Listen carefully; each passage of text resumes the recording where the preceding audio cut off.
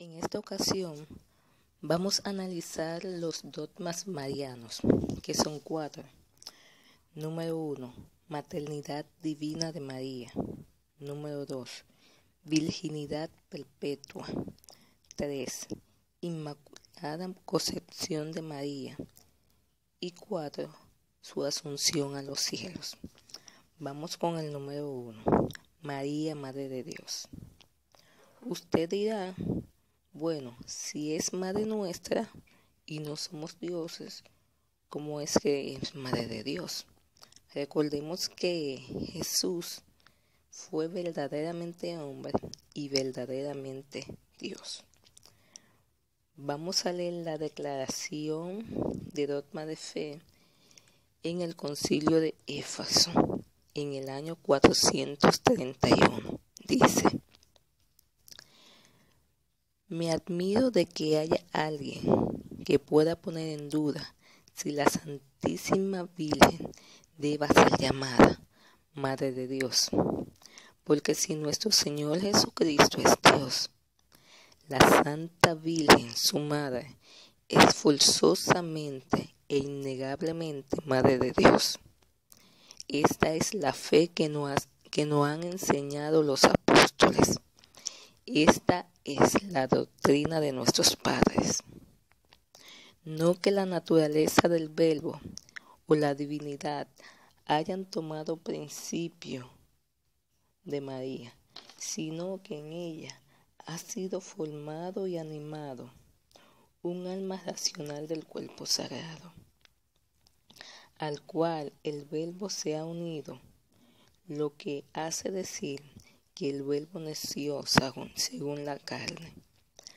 Así en el orden de la naturaleza, aunque las madres no tengan parte alguna en la creación del alma, no deja de decirse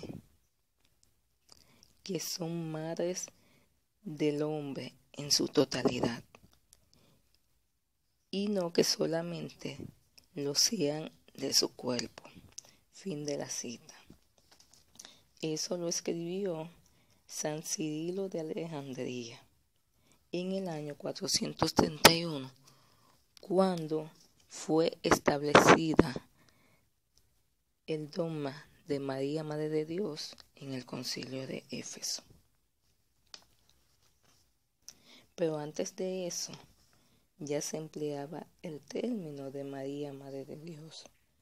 San Atanasio ya lo empleaba. También lo empleaba Alejandro de Alejandría, que fue el primero en usar ese término. Sigamos leyendo.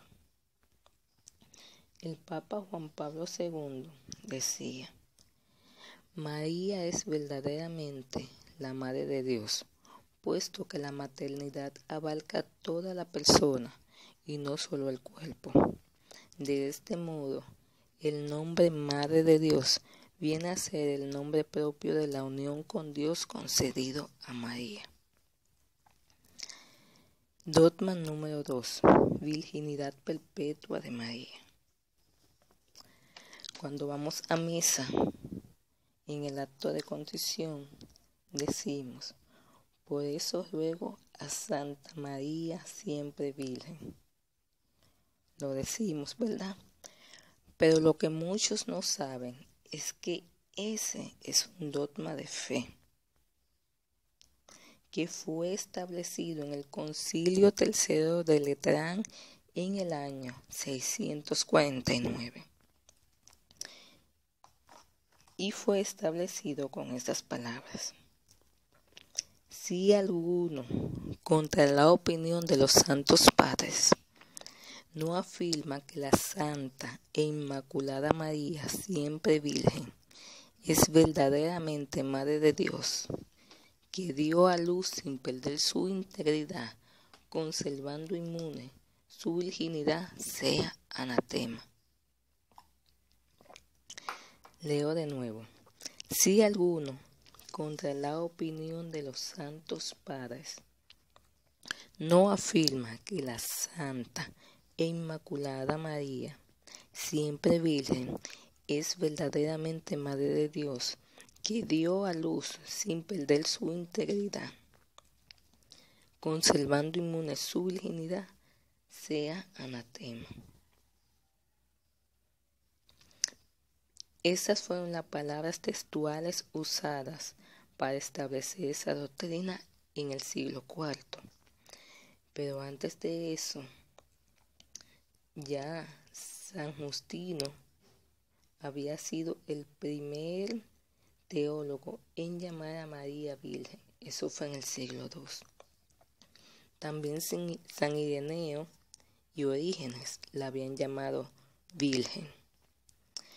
En los primeros credos de los apóstoles ya se hablaba de que Jesús había nacido de una virgen.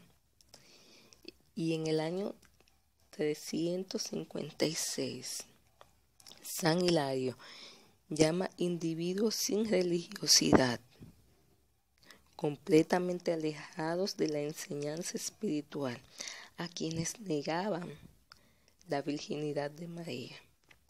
Pero no fue hasta el 649 que quedó establecido como dogma.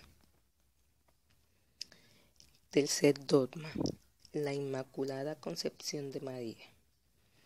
Cuando hablamos de Inmaculada Concepción, eso quiere decir libre de pecado original con el que todos nacemos. Este dogma fue establecido solemnemente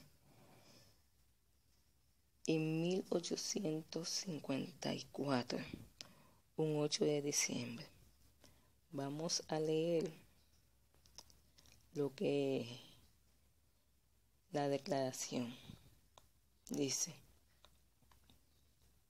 Declaramos, pronunciamos y definimos que la doctrina que sostiene que la bienaventurada Virgen María, en el primer instante de su concepción, por privilegio y gracia especial de Dios, y en atención a los méritos de Jesucristo, Salvador del género humano, fue preservada de la mancha de pecado original. Ha sido revelada por Dios y ha de ser, por tanto, firme y constantemente creída por todos los fieles. Esta solemnidad se celebra cada año el día 8 de diciembre. Sigo leyendo.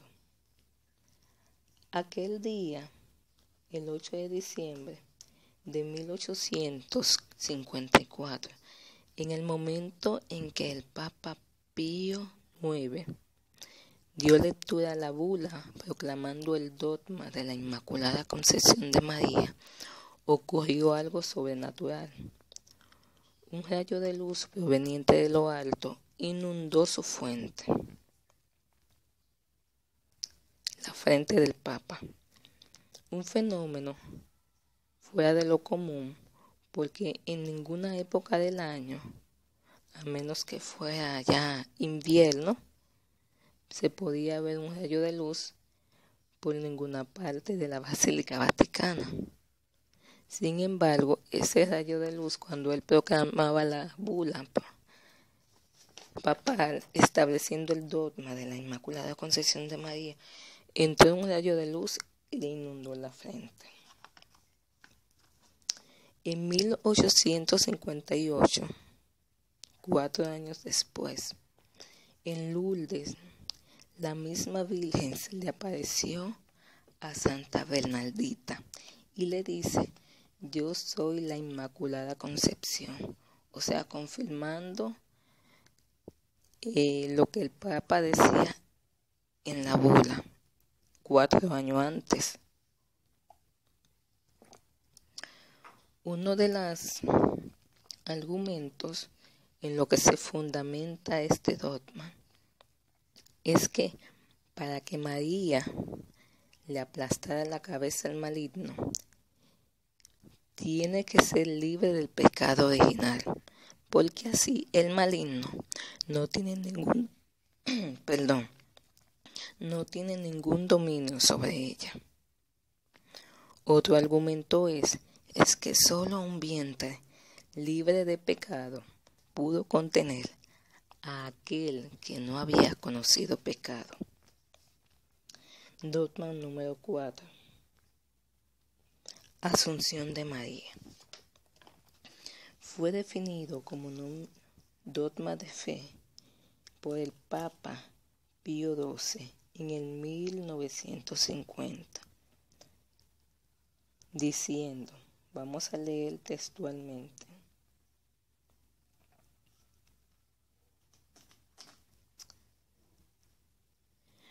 para gozo y alegría de toda la Iglesia, con la autoridad de nuestro Señor Jesucristo, de los bienaventurados apóstoles Pedro y Pablo, y con la nuestra, pronunciamos, declaramos y definimos ser dogma de revelación divina que la Inmaculada Madre de Dios, siempre Virgen María, cumplió el curso de su vida terrena, fue asunta en cuerpo y alma a la gloria celestial. Leemos de nuevo: para gozo y alegría de toda la Iglesia, con la autoridad de nuestro Señor Jesucristo, con la autoridad de los apóstoles Pedro y Pablo, y con nuestra autoridad, pronunciamos, declaramos y definimos ser dogma de revelación divina que la Inmaculada Madre de Dios, siempre Virgen María, cumplió el curso de su vida terrena, fue asunta en cuerpo y alma a la gloria celestial. Sobre esto hay escrito de algunos santos que hablaban sobre la asunción de María. Entre ellos, San Gregorio, en el año 590, dice: los apóstoles por diferentes países se repartían para predicar la palabra de Dios. Más tarde, la bienaventurada María llegó al fin de su vida y fue llamada a salir de este mundo. Entonces los apóstoles vinieron a reunirse en la casa de María, y al saber que debía salir de este mundo, permanecían todos unidos orando. De repente el Señor apareció con sus ángeles, cogió el alma de su madre y se le entregó al arcángel Miguel, y desapareció. Al amanecer, los apóstoles tomaron el cuerpo, lo pusieron sobre una camilla y lo colocaron en una tumba, velándolo mientras esperaban la venida del Señor. Y de nuevo se presentó el Señor y mandó que el cuerpo santo de su madre sea levantado y llevado al paraíso sobre una nube. Allí, reunido con su alma, se llena de gozo con los elegidos de Dios y disfruta las bendiciones de la eternidad que nunca terminarán. Fin de la cita. Bueno, eso ha sido todo por hoy.